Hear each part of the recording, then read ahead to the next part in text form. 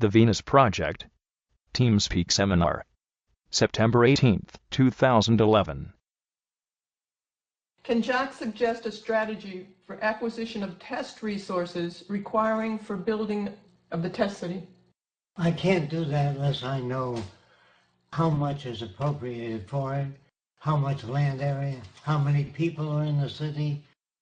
Not having that information, I can't go forth and design a city for 1,000 people or 20,000 people. I have to know how big the city has to be. Is it flat terrain? How far away from production materials such as steel, concrete, etc.? Without that, I cannot give you any kind of an estimate. Did you want to keep a running tab on what's new in building materials or windows or things like that? No, because we don't know when we're going to begin. If some particular country wants to sponsor the building of the first city, we'll ask them what they have available or what they don't have available. I can't give you those estimates.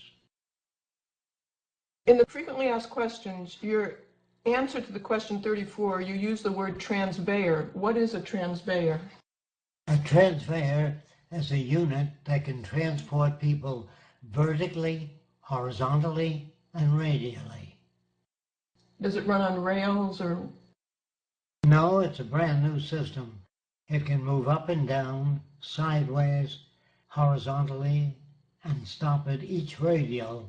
In other words, as the transveyor takes you around, it can either transport you into the spokes of the wheel toward the center and up and down to as many stories as the building has, which is evident in one of our films. We show a transveyor in action. Yeah, it's going up the building. Is it electric? Yes, always. Isn't there a discrepancy between using the newest technologies and saving resources? If we always use the latest technology, we have to spend a lot of resources. Do you think that's true? No, I don't agree with that at all. If you use your designs economically, if you plan your cities to use minimum materials, minimum transportation, if you can design the city so that it is a coherent system, you will save a lot of energy. The latest technology does not mean an increase in expenditure of energy. It means a considerable decrease. And the idea that people think that every time there's a new technology, it would be put into the design of the city. No, that will be done at schedules that are most effective or efficient for the city in particular that we're changing. How do you accredit competency while avoiding the crimes of passion scenario and avoiding elitism? First of all, the new schools are so different that the children learn how to manage their own affairs. They learn how to ask questions, they learn how to use information intelligently, which is not available today. Children are not taught how to think things out, how to solve problems like the military. They only use military systems for solving problems, which isn't the only way. There are many sociological approaches which are not used by the military. Bridging the difference between nations is really the answer to the problem. Learning how to understand other nations, their sociological conditions, the history of their own cultures. Knowing nothing about another country, you can't even communicate with them. It's like the Democrats and the Republicans. They can't sit down and communicate because they operate from a different frame of reference. How do you show competency of high degree? Is, I guess they're saying, how do you show a competency of a high degree if one system is worse compared to the other? Well, the best I can say is that when I use the term scientific method, I mean to test systems. If there are 3 ideas and we're not sure of either of them, we test them on a scale to see how well they perform, how much energy they consume, and how well they serve the needs of people. If they fail to do that, the system is further studied. But there are no conclusions drawn until you put the system to test, to try it out, see if it works. And you don't have to choose one over the other. You can try many systems. Yes. That's what the scientific method is. How will the performance of a student be measured in the educational system? When put to test, how well they perform. In other words, if people are very creative and they've invented a lot of things that are useful, that work, we use that system.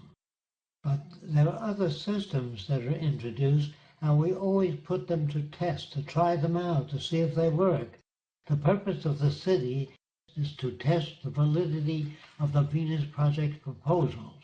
We don't know how well they work, so we have to test them, try them out, see if they work, and see where they fail, and then deal with those failures just as any technical problem is dealt with. How do students go from one level to another without a grading system? There is a grading system. It's called technical competence, how well they perform. Do you feel there are any genuine psychics or metaphysical or paranormal evidence? Every day, psychics make a prediction, and there's some that are going to work out because they all guess at different things. It's like the end of the world. Psychics come up with that. It doesn't end, so they move the date further. One of these days, a psychic is going to come up with an event, but I've never heard any psychics talk about the coming attack on Pearl Harbor, December 7th. I've never read it in any newspaper, but psychic says December 7th, the Japanese will attack Pearl Harbor. I haven't heard any psychic talk about the airplanes flying into the Trade Center before it happened. I haven't heard any. So far, I have not encountered any psychic predictions. Although, as I said before, psychics predict every day that something will happen. During World War II, a mother would get up at night and say, something happened to my son, I know it. And the next day, the War Department would come and tell them that your son was killed in action. So I became interested in that. So I wrote to the War Department and I said, do you have any evidence of that? They said, we get 15,000 letters a day saying that something happened to my Jimmy, and nothing happened. So there are bound to be some people that dream that something happens to their children, and it does happen. Those that don't happen do not disclose that with other people. How does the Venus Project propose to promote animal rights? Well, if you want to keep 10 dogs and say they defecate on somebody else's lawn, your dogs are okay with you, but if they defecate on other people's lawns, it is not okay. So we have to use whatever means is technically available to control the dog's range so it stays on your lawn. I think they're also referring to people eating animals or animal meat. Do you have any opinion on that? Whatever I decide will not work. It's what people want that will work. So no one decides whether you become a vegetarian or anything else. What determines that is the availability of food. If we run out of vegetation due to floods or natural disasters, people will consume meat. And if we run out of meat, they will consume vegetables. I have no control over that. That would be up to people. How does the Venus Project propose to allow for dietary choices, such as veganism, made from all kinds of reasons, including ethical, environmental, and health reasons? There are many different types of food dispensers, many different types of restaurants in the future. You select that which you prefer. How does the Venus Project see this developing in reference to 1,000 years of herbal wisdom, the power of pharmaceutical industries, and underexplored ideas such as power of vitamin C to cure cancer? There are no pharmaceutical industries in the future. There are people that study physical health, and they put their findings forth. It's up to the public to come around and make a decision as to what path they wish to follow. How does the Venus Project see the development of prevention of illness, specifically with regards to vaccines? Again, drawing from the power of the wealth of pharmaceutical industry. You mentioned that. I think it's very hard today to do any type of real scientific research because you don't know where the funding is coming from. You don't know why they want this research, and many times they slant it to one way or the other, or leave off certain things, or it's to prove their own self-interest, what they want, to prove the gain for themselves. So in the future, we really can't have real science today when money is involved. In the future, for the first time, we will be able to study all these different eating habits and what is good for somebody and what isn't good. And maybe vegetarian is good for somebody and is not good for somebody else. All those things really have to be studied, and would be able to for the first time when we get money out of the scenario. Even eating certain types of vegetables becomes a profitable business for somebody today. Sorry, Roxanne, can I just jump in there a sec? Sure. I just wanted to add that the Venus Project isn't a dictatorship. It's not a technological dictatorship where we say, you will do this, you will eat this, you will behave this way, you can't do this, you can't do that. It's not anything like that. It's about making things available to people so that they can make educated choices about the way they want to live their lives. It won't be down to the scientists and technicians in the city to determine what food you will eat. They will grow or provide the adequate food for the population, whatever food people want to eat. It'll really be down to people what they want to do as far as food and things like that's concerned. You will have nutritionists, for example, that will tell you, going by your medical record, etc., it's probably better for you to be vegetarian or whatever, but that won't be forced on you. That'll be your choice. They'll just give you advice as to what's best for you. But we won't use poisons in the food. We won't use Monsanto's Roundup and other things that are detrimental to people. We won't grow that way. There are no private corporations, and there's no economic advantage in falsifying records. We won't pump up chickens with growth hormones. With growth hormones and antibiotics, which are ultimately very bad for people as well. Won't do any of those things that are beneficial today to certain corporations to sell goods that are not beneficial to people. The main concern is the well-being of people and the environment. And that's very different than today. So you have a different outcome. How do you see the evolution of the car? How will people travel around between cities where people choose to live? If people choose to live outside the cities, you only seem to touch transportation within the circular city and connecting cities by maglevs. Within the city, there's a transfer, which I've already described. From city to city, it's monorail. Across the country, it's magnetic levitation, or maglev trains, from across the continent. This person's asking if people want to live outside the city. What type of transportation? Would there be cars?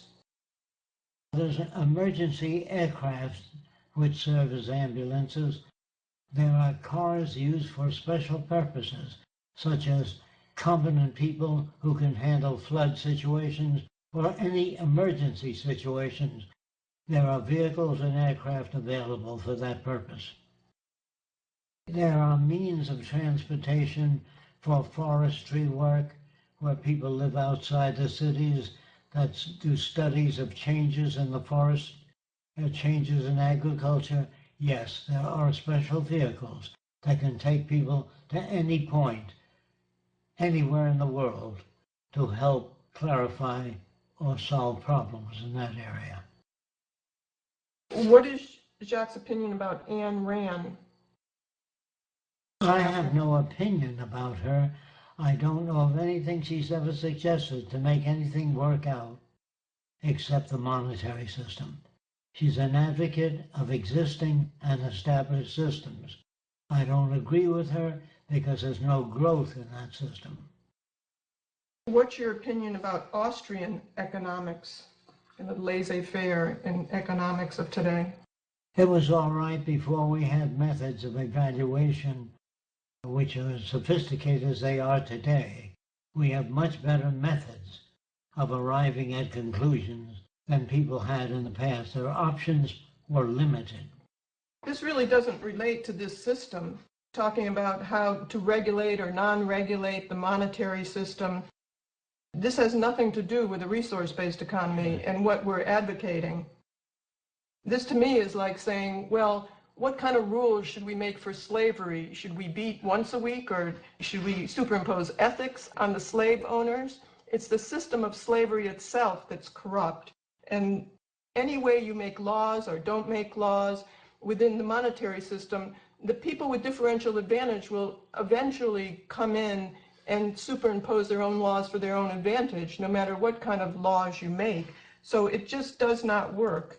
It never has. And people don't understand that how much the monetary system invades their whole value system, their way of thinking, the way they behave towards one another, elitism, how we pollute the environment.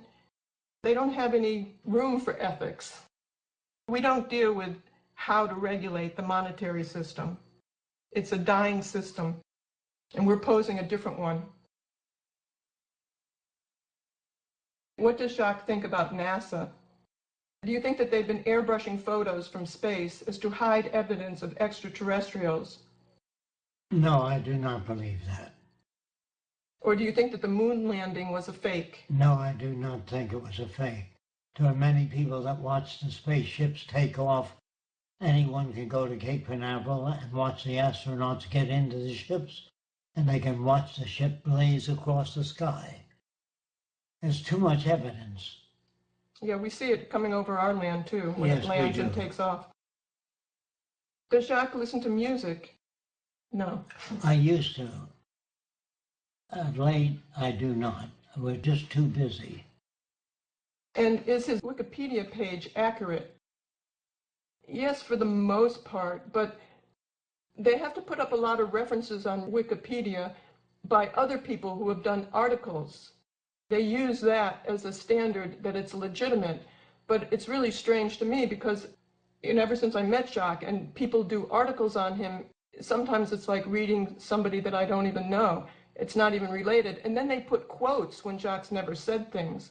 So you really have to take that with a grain of salt, what you read in magazines or newspapers, because quotes aren't really quotes all the time. And what they write about is from their own point of reference, yes, and not the way I see him or what he's doing. And that might be inaccurate sometimes too. What do you consider important when you design like houses or city systems? The quality of life for all people. That's what I consider important. Good nutrition, relevant education, meaning no businessmen, no advertising, no commercials. Relevant training is understanding nature, how we relate to nature, and how we relate to one another. What do you think of when you design houses or cities? Well, I think of the people occupying the houses and their interests, and to provide for those interests that will serve the best in the community. And it promotes this direction, like abundance. The Jacques' types of designs don't always work in the monetary system because it's not made to sell things. It's made to create abundance and a higher lifestyle for everyone without elitism, without leaving some behind.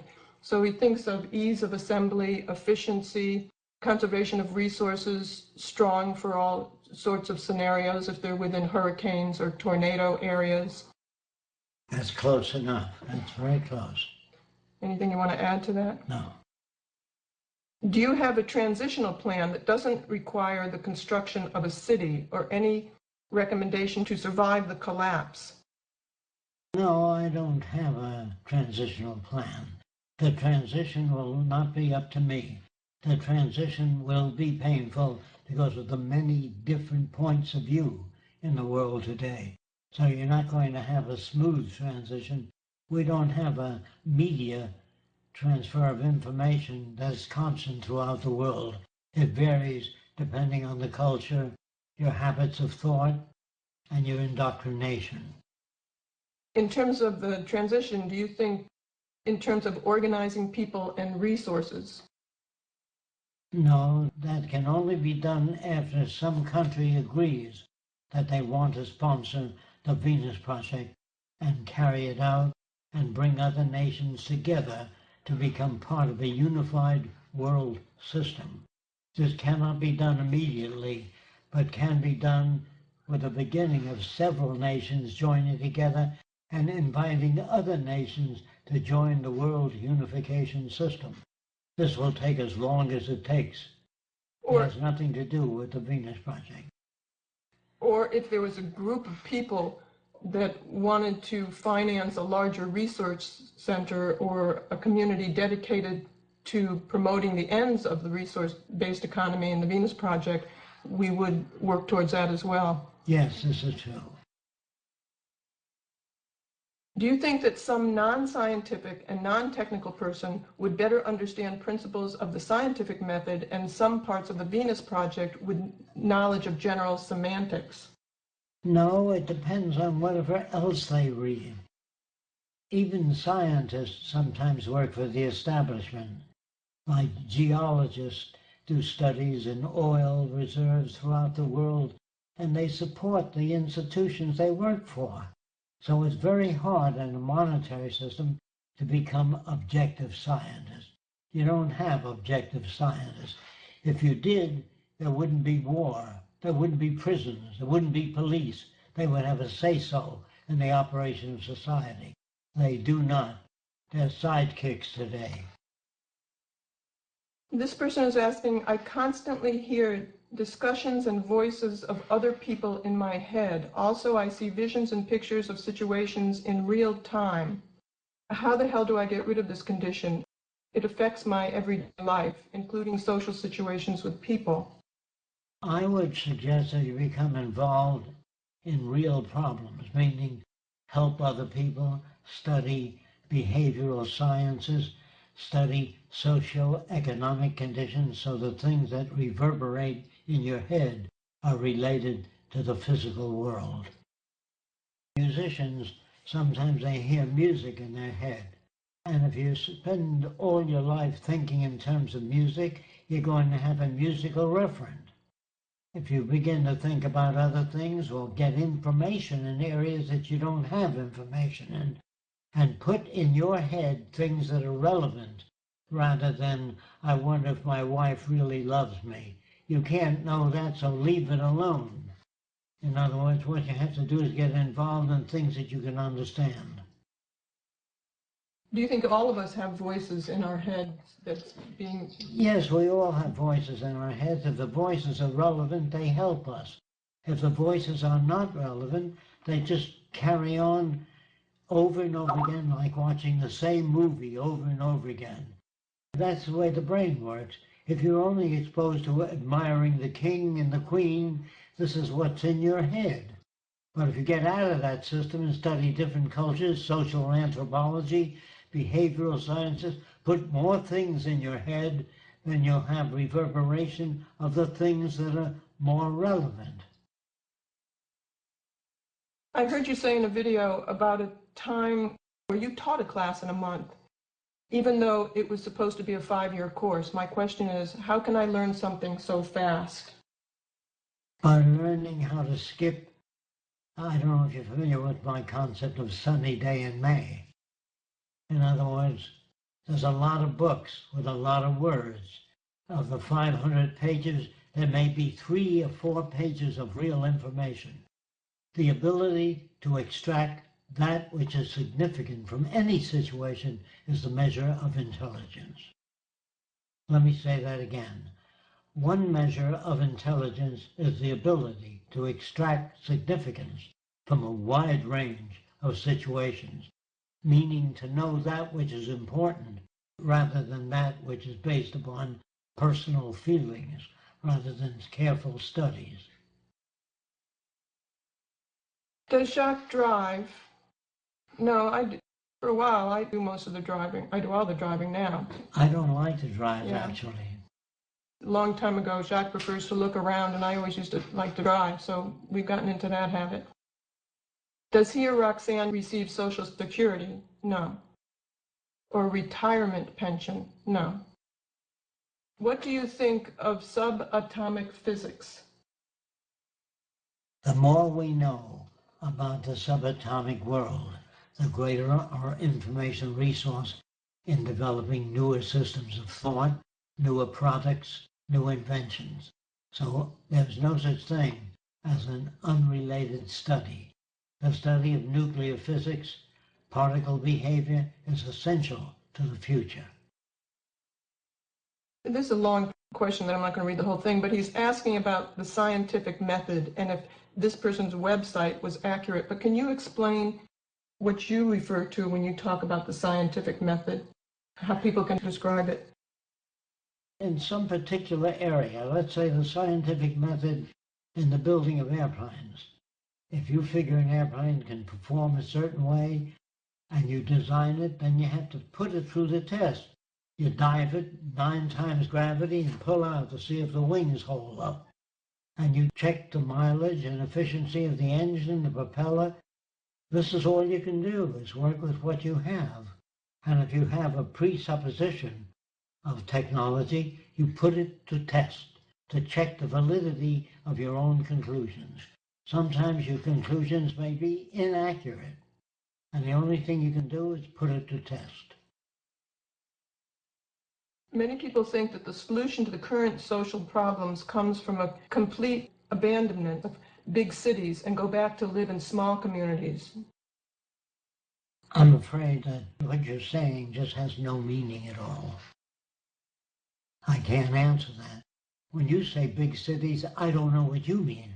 When I say big cities, I'm talking about a planned social arrangement to bring out the best in all people and provide for human needs.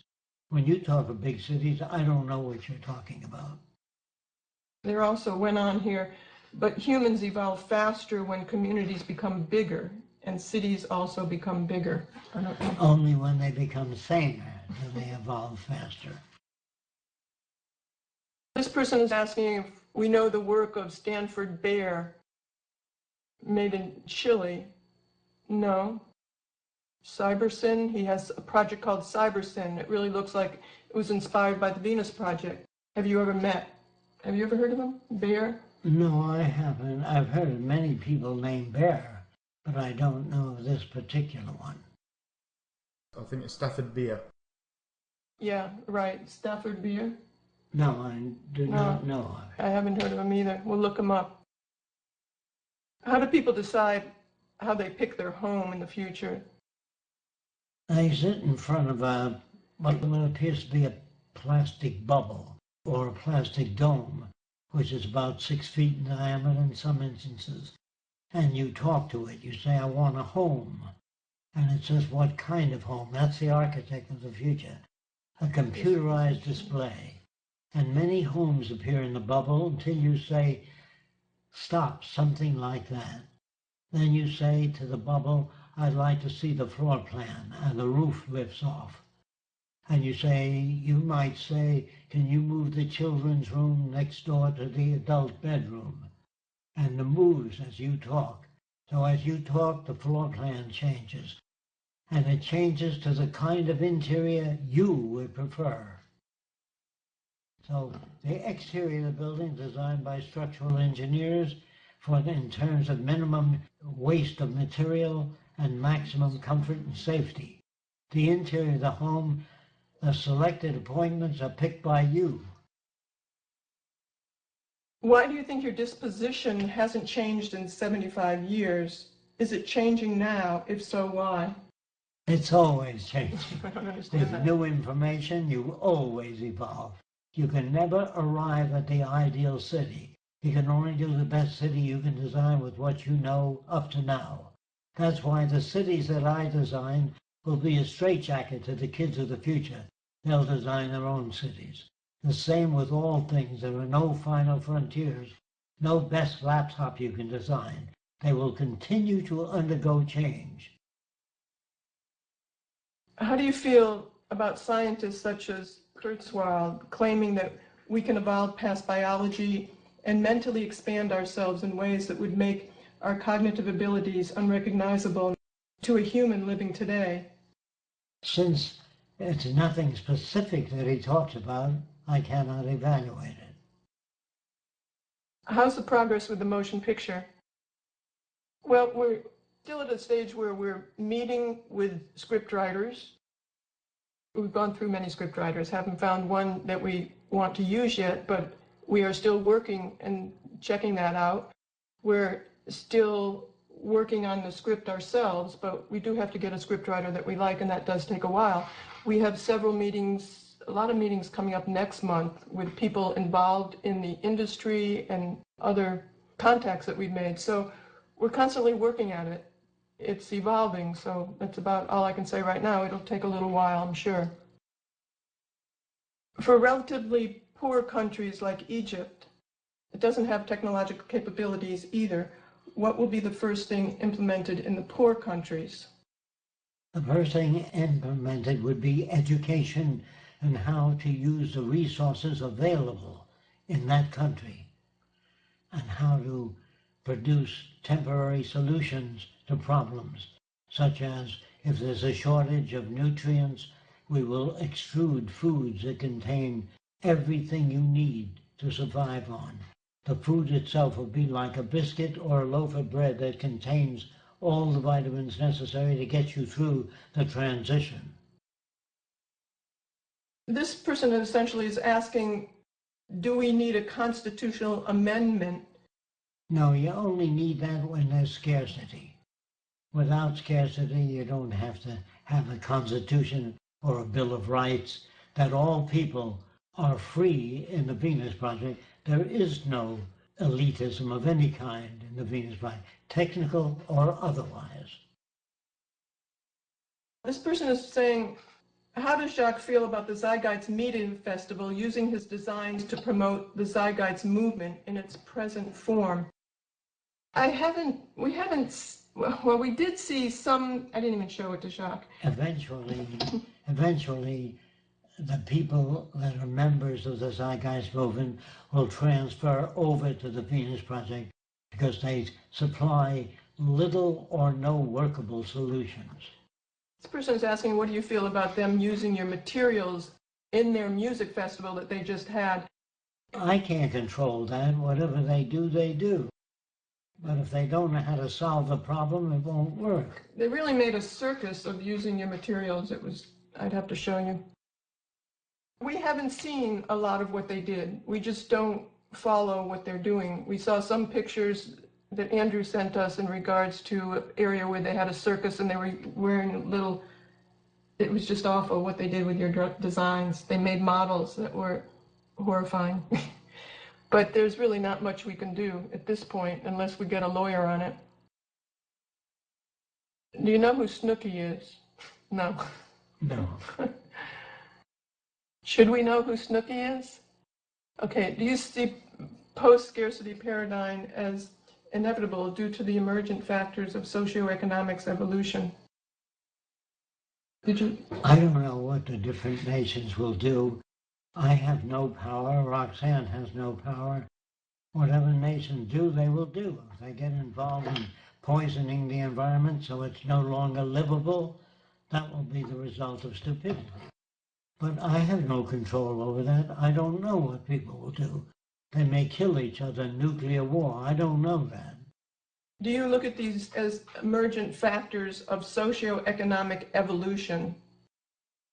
The socio-economic evolution will be decided by the power elite for a limited amount of time until they fail.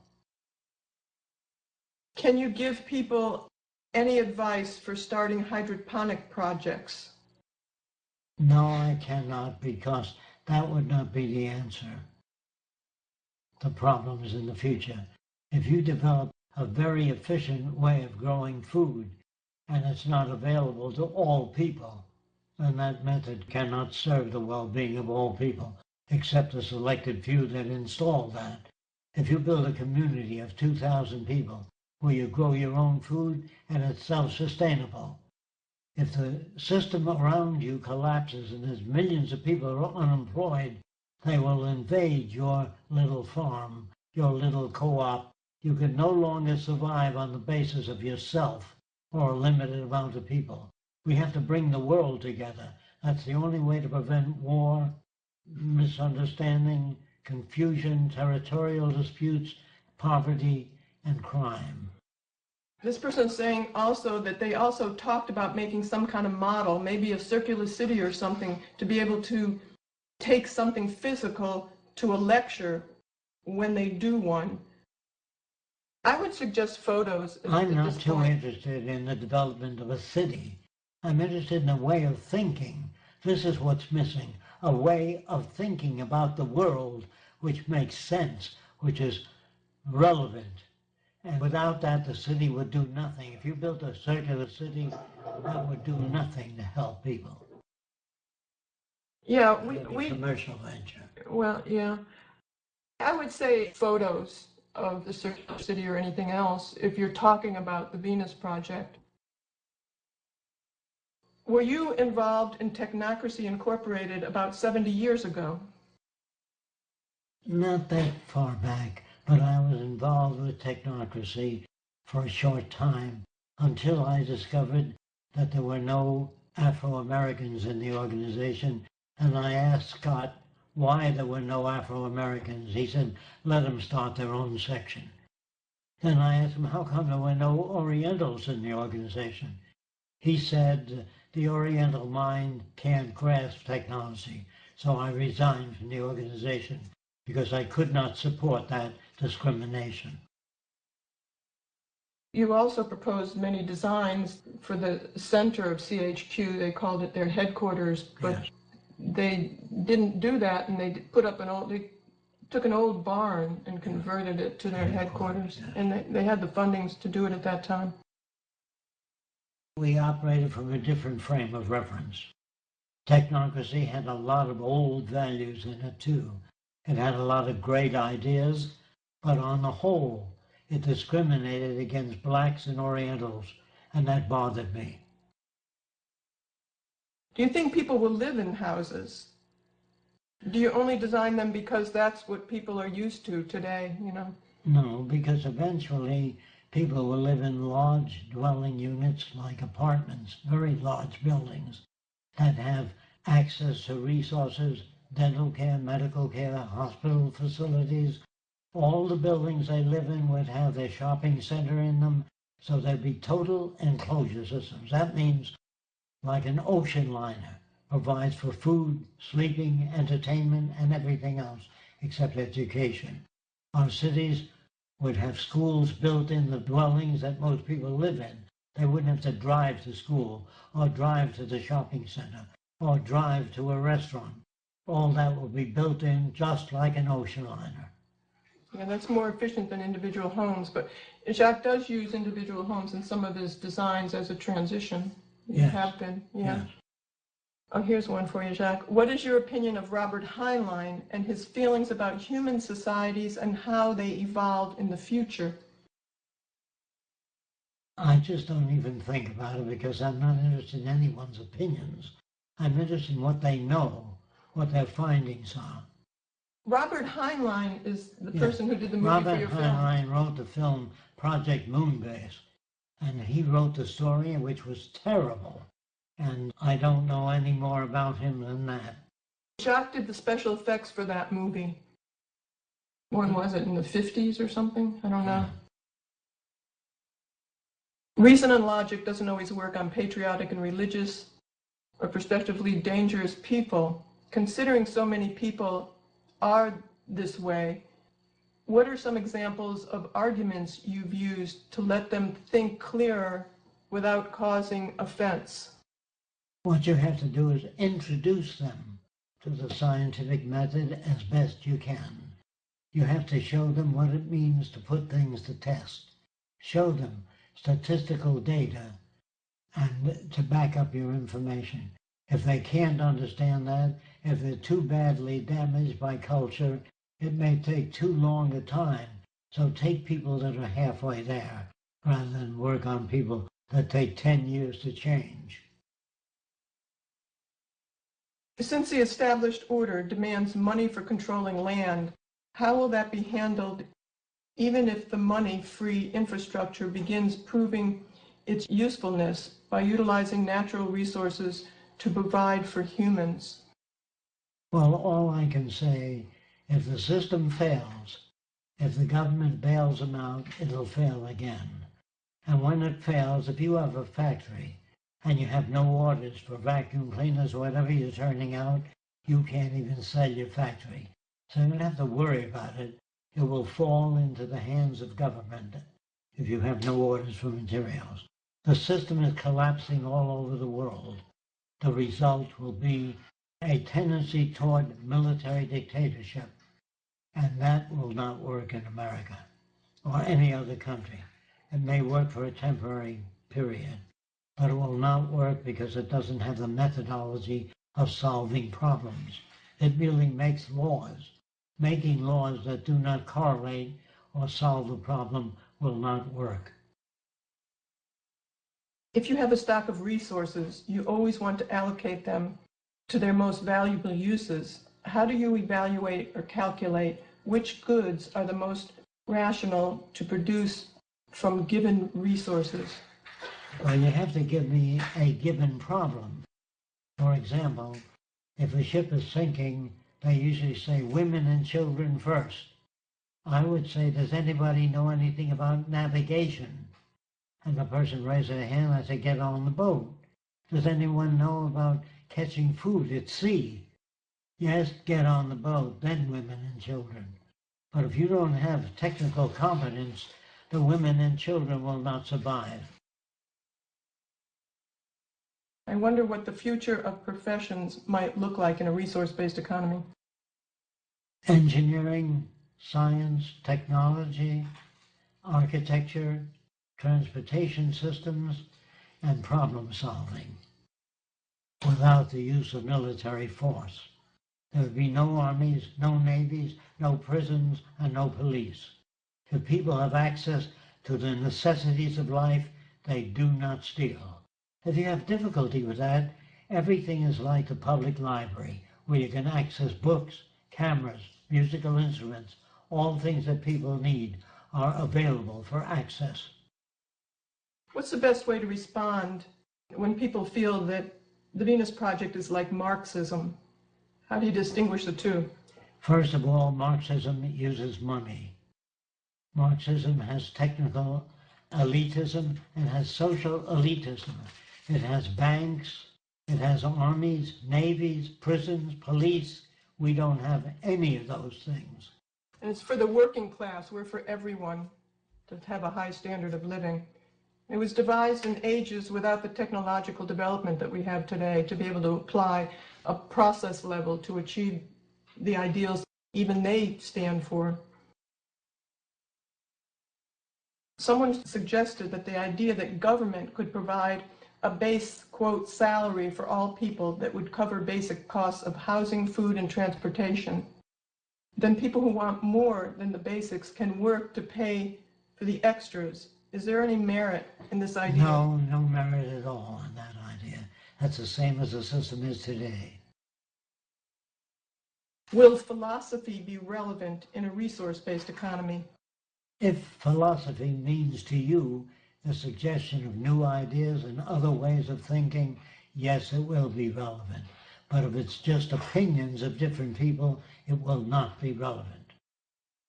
Will genetic modification be utilized to prevent disease, improve upon human systems, and such? Only after long-term testing. You cannot suddenly do things to people like genetic engineering without a careful study of the negative effects. How's it possible to have a real democracy when it demands people to learn science in order to have a say in it first? Well, consider your own decision-making system. When something goes wrong with the electricity in your home, you don't call upon the butcher, you call upon an electrician. When something goes wrong with the plumbing, you call upon a plumber. I don't know what you mean by non-technical people.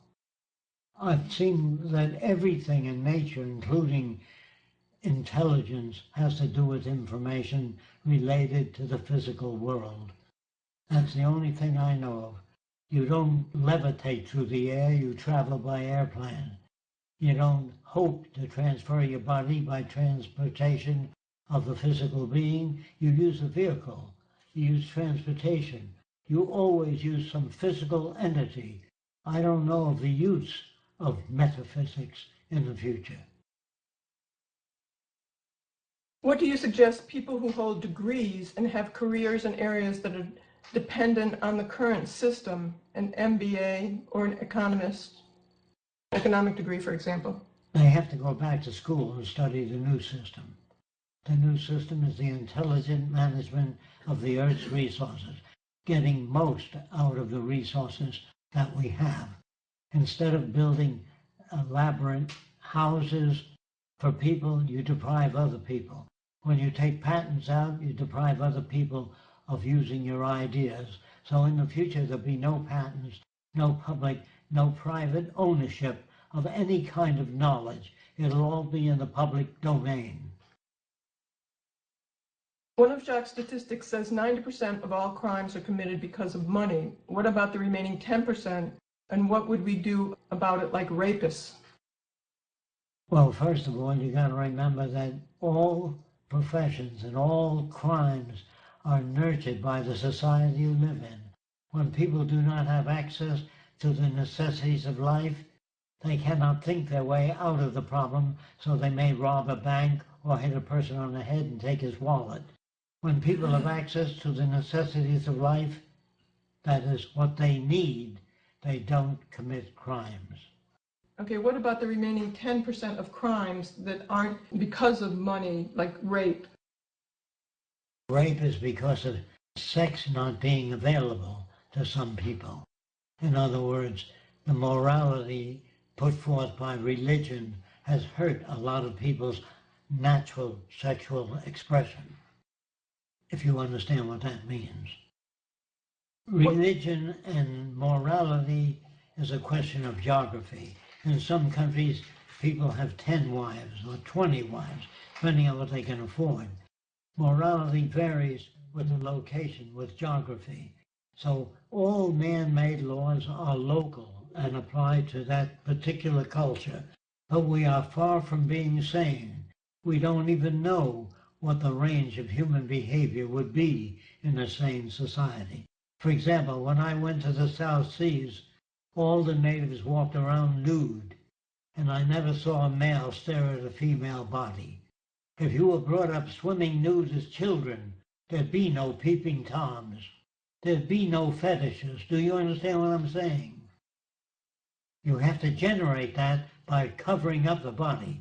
If you covered a female's nose and said to a guy, "Do you ever see a female's nose?" He says, "No." Show him half of the nose and the guy will become excited, if that's the way he's brought up. Hatred, bigotry, prejudice is all learned. Environment shapes behavior. The study of individual humans and their brain doesn't tell you anything about people. If you study the environment they're brought up in, that'll tell you a lot about human values and behavior. Think about that now. Was there any rape on the islands that you were at? Was No. that concept? Not to my knowledge. They had sex whenever they wanted to. They had sex in the open on the beach with other people around. They didn't have those ideas of covering people up or the type of morality we have today. They were with not religion. brought up with those values. If they swim nude when they're very young, they wouldn't be any peeping toms. Think about that now. Yes, if nudity was natural, you couldn't sell girly pictures. That whole aberrant behavior would be Generated by surpassed. society. Yeah. All sexual behavior is generated by society or the environment, or distorted information. And you have to study and find out what those behaviors are that we do in society that creates aberrant behavior. This person is asking about the cost of a dome like ours that we have in the research center for 3 or 4 people with an indoor shower. We really couldn't tell you. We're not in the dome building business. I could recommend monolithic domes on the internet in Italy, Texas, if you'd like to find out about what they do in terms of domes. How do you feel about people who hold mass protests against the government? I feel that that's all they're doing. They don't offer an alternative, and without an alternative, you leave people in midair. They say, is this wiser than engaging them with solutions? You've answered that. Yes. So can I just jump in on that one? As far as protesting to the government and stuff's concerned, as this system goes into collapse deeper and deeper, the governments themselves are going to become more and more fascist in their behaviour towards dissent in the social system. So really all it's going to end up getting them is a whole lot of trouble. You've only got to look at sort of what's happened in previous civilisations before, when the social crowd jumps up and starts moaning too much. It's not long before the governments come crashing down on them. And you've got to bear in mind that they've got the military and the police at their disposal. So what's really needed is education of everyone within the system, including the politicians.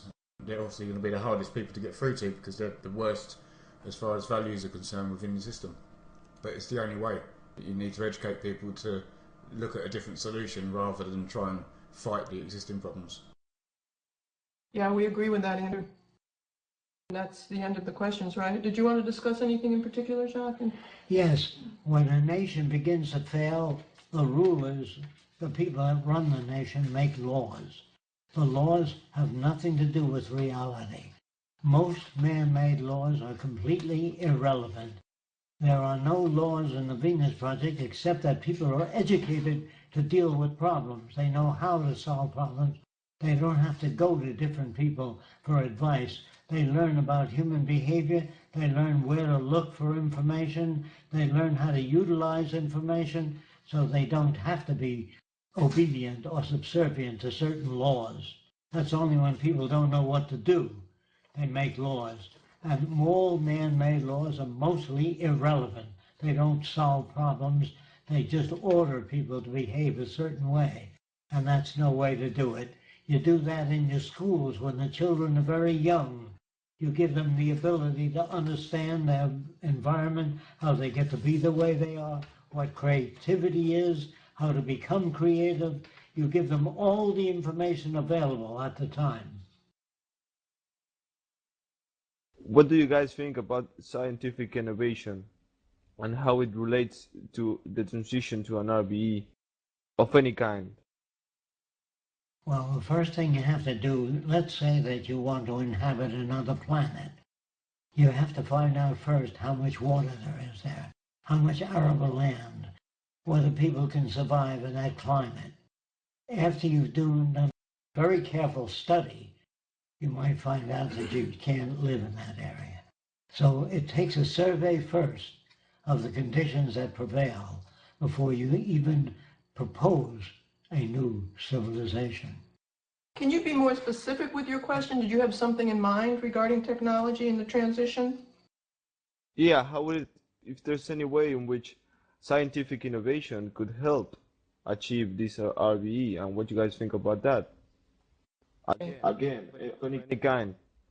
It's the only thing that will help. By scientific innovation, you mean answers to problems. If science cannot provide the answers, you cannot advance.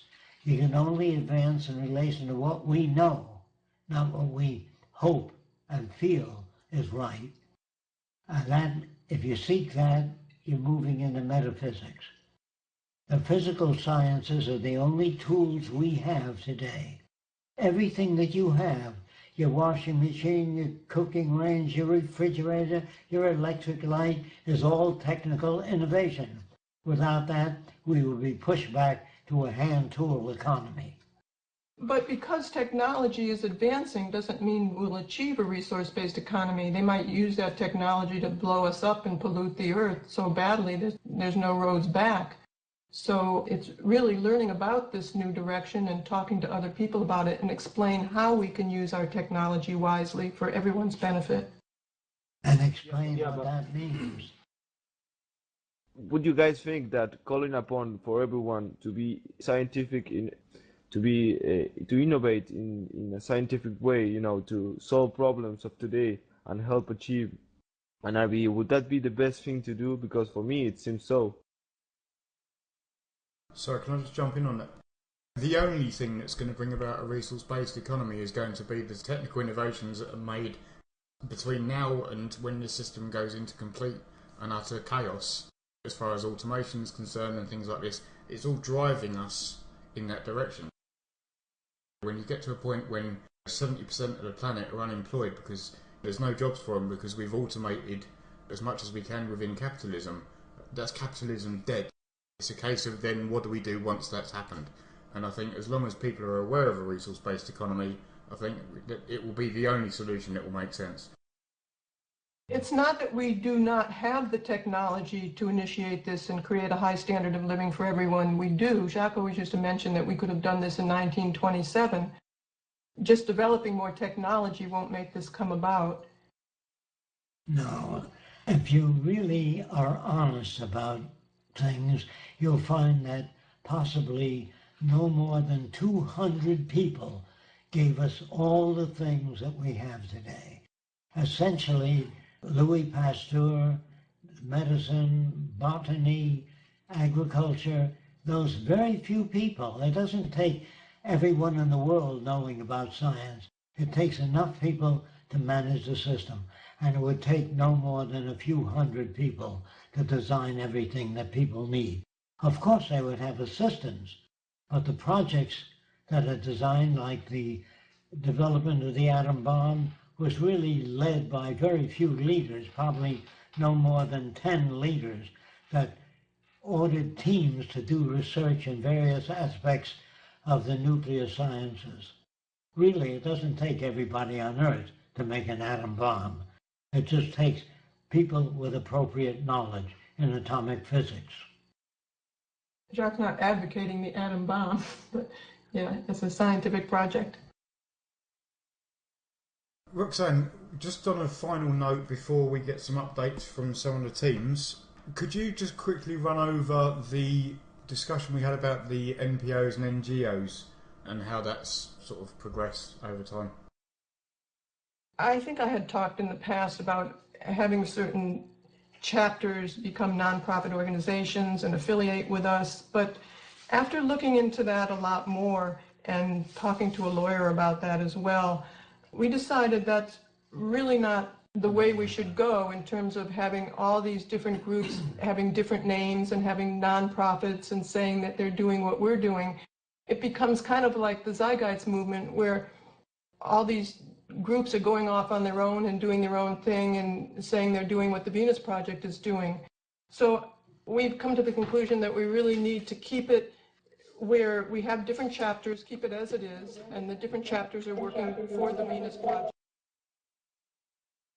So we are going to not promote different nonprofit organizations saying that they're working towards the Venus Project or working with us.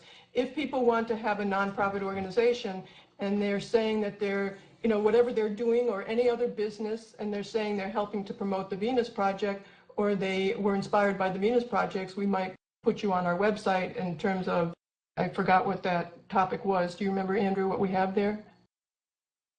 We've just got at the bottom of the website, you'll see supportive organisations, so any NPOs or NGOs that do exist that also promote the direction of the Venus Project, we put those under as supportive organisations. Right, but we won't send people over to that organization if, say, Italy has a nonprofit organization and they're doing whatever they're doing, and they're saying in some ways they're promoting the Venus Project, and people from Italy want to join the Venus Project or start a chapter. We would have them start a chapter. We wouldn't send them to another organization, even if they say they're promoting what we're doing. The main reason for this is so that we don't dilute into tiny groups all over the world. We want to get this in one big organisation with lots and lots of people working towards the same direction and same aims and proposals, rather than splitting everyone up into individual NPOs and stuff all over the world doing their own aims and proposals. We feel that's going to be a detriment to the possibility of us actually ever living in this. I would be hesitant to think that they are proposing the same thing. We're trying to educate everybody who works with us as to what this is, so we would like to keep it under the umbrella of the Venus Project. Okay, I think that's it for the questions and everything else today. Thanks, Roxanne, for going through that with us. There's a couple of people in the teams that would like to give a short update as to where they are with their teams and things that are going on and how you can get involved. So I'll pass it over to Sean. Hey, thanks. I wanted to give an update, like basically what I discussed with you last night, Andrew, and that was just where we are and how soon we are to being quote unquote open for business fully, doing our marketing. And not anything specific to the teams, but if you want to do teams, we can also do that. Yep, cool. Yeah, as far as open for business is concerned, I'm working with Thiago at the moment on getting the newsletter emails sorted out on our new server. Once we've got that going, we'll send out a newsletter to the 93,000 subscribers that we've got from the previous website to let them know that the new website's up. Please come and join, sign up, and give them a brief overview of all the new features and teams and everything. Hopefully get a bit more help in the actual TVP activism side of things. Okay, gotcha.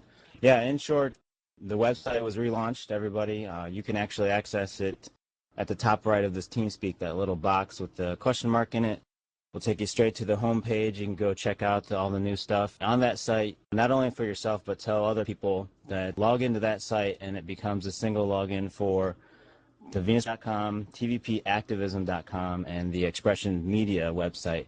So you have to do the first step first, and that's go to venusproject.com, log in there, and then you're automatically logged into the other websites. So you can do the one step from here, TeamSpeak. So the website is essentially ready. We're ready for kind of the open for business type of thing, to have a large influx of people come in, get relevant information, and move on and work on projects. Get involved, basically. Same thing with TeamSpeak now. Last night we reset it. We have the channel set up correctly. Well, correctly, I don't know, effectively for new people to come in. So we have the website ready, TeamSpeak ready.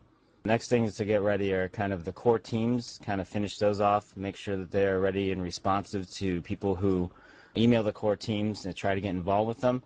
Still working on that. And then not the last thing, but one of the last things to work up is the support teams, and that's basically the global activism teams. And you can see their layout at the bottom of this server, and that's going to be essentially organized currently via language.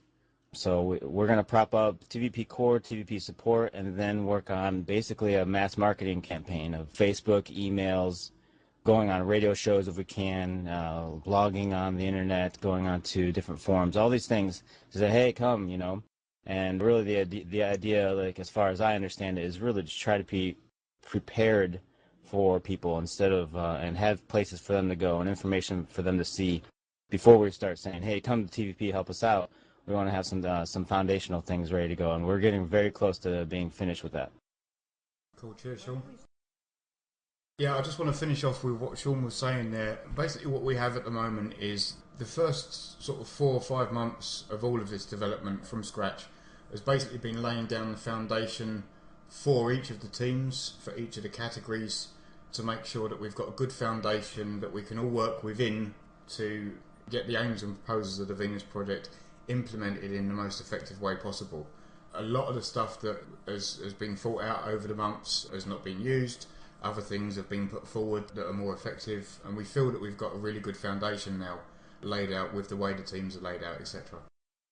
The TVP core teams, if you go to the Venus Project's website, www.thevenusproject.com, go to the Get Involved menu, and then go to the TVP core, TVP design, and TVP support pages, you'll see that each team has a list of starting projects. Now, these are all projects that we would like to do. So if you want to get involved in a particular project, by all means contact the coordinator or the point of contact for those teams, and they'll get you going on those. If you want to coordinate one of those projects, if you feel that's an area that you'd be good at coordinating, again, contact the point of contact for the team and let them know that you'd like to take on the role of coordinator for a specific project. The TVP design teams, these will be getting developed probably mid-October towards the end of the year, due to the fact that most of my time at the moment is really in the TVP core and TVP support teams, getting those up and running as efficient as possible. The TVP design teams themselves, we've got several projects which you can find on the webpage as well. If you're a scientist or a technician or in any technical field or an architect, engineer, etc., please sign up on our registration on our global scientific and technical database, which is also on the website. And then we'll be using those contacts within the next few months to start building teams for those TVP design team projects. The TVP support teams, which is the Venus Expressions Media, and also all of the TVP activism teams, that will be our next line of focus once we're happy with the way the core teams are functioning, which we're pretty close to now. And then that's really going to be, we need to focus on getting the Venus project out there, getting it really visible. It's no good us talking about all these solutions if no one's hearing about them.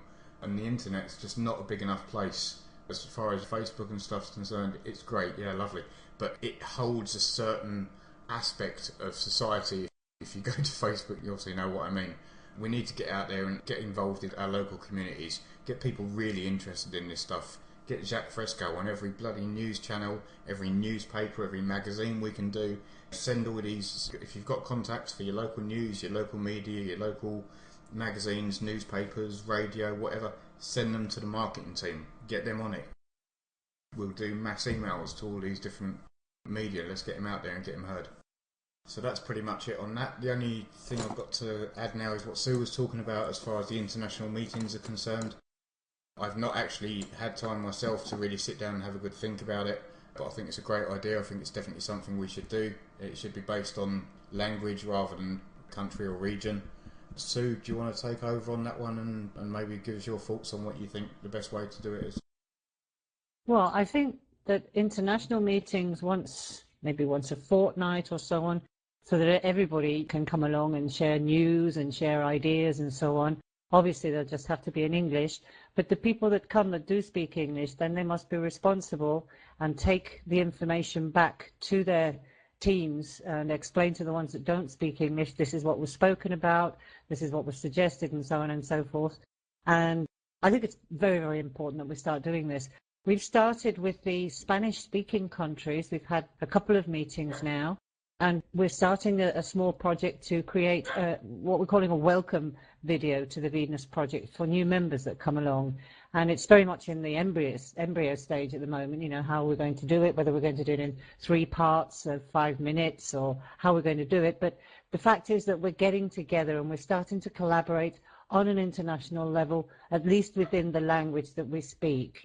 And I think this could be useful for other languages as well. Perhaps the Canadians with the French could get together and do something like this. So, because, you know, in Zeitgeist, we found that a lot of the problems that we were having, especially with the linguistic team, for example, was that they didn't have the global mentality.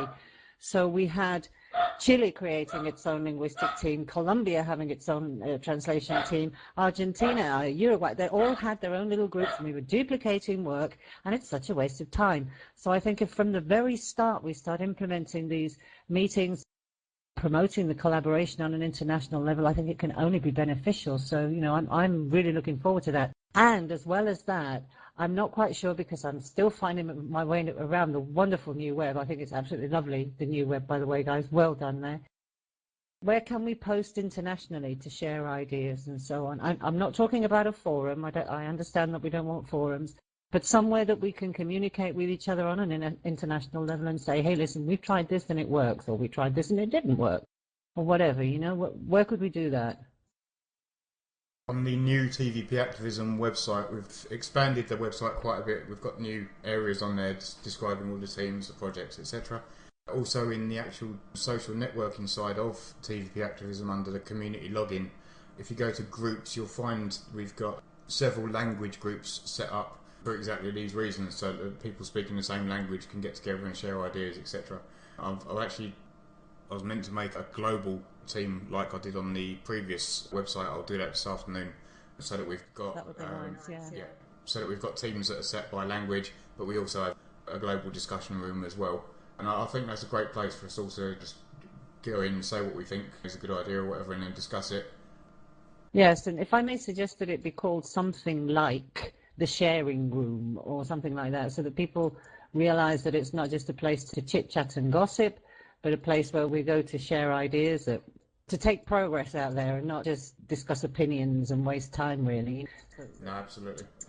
I mean, I don't know whether you saw it on the previous site. I'll do the same on this website.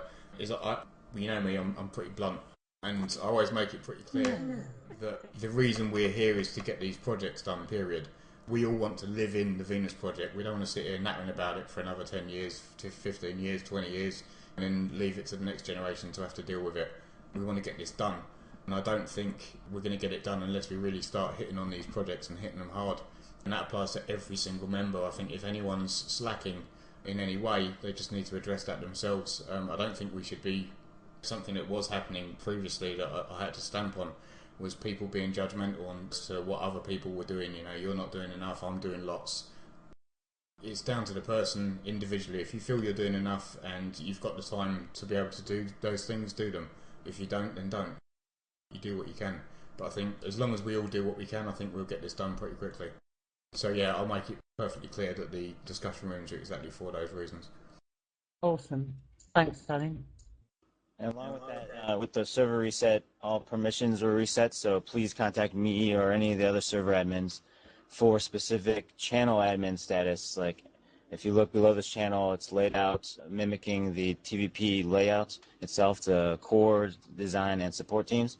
And we want to give channel admin to the appropriate people so that they can administer meetings, discussions, change the information, description, all these things. So anyway, PM me or any of the other server admins to gain this.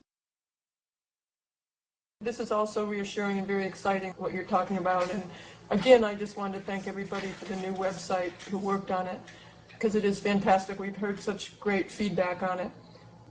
Thanks everyone for everything you're doing. Yeah, I'd just like to say a big thanks to Igor as well. Thanks, mate. You saved my butt many a time on the development of the new sites.